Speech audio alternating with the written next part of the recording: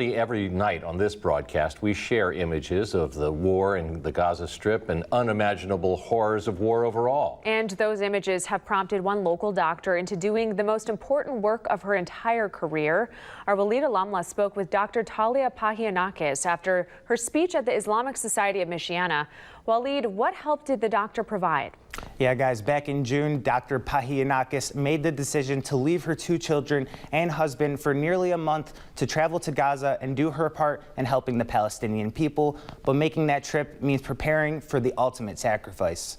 You say when you come to Gaza, you have to prepare to die, so my sister was going to come, be the mom of my children. Dr. Talia Pahianakis was prepared to die doing what she loves for the people that she loves. In the end of the day, it ended up being a field about helping people, and I love that.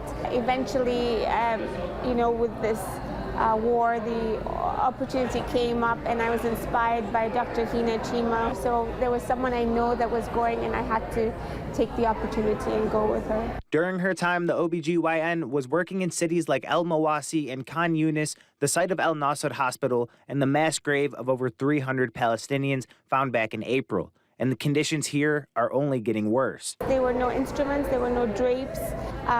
They were saving fuel in the hospital. The hospital had no fuel, so they would turn off the air conditioning and we would operate in 104 degrees Fahrenheit, sweating into the wounds of the patients. It was so uncomfortable operating in those situations. Imagine the patient, lying there with her stomach open, sweating herself, and then the only pain medicine she's going to get is Tylenol after that. In her 3 weeks there, she was able to make connections with the nurses and doctors living in Gaza, like Dua, who has endured a heartbreak no mother should feel. We were talking about our numbers in surgery, and then a picture of my kids showed up on the phone, and she said, "Those are your kids?" And then she looked down and said, 3 of my daughters were murdered. And then she kind of held her breath for a little bit. She said, "Yeah, my 3 daughters, 17, 14, and 13, and her brother."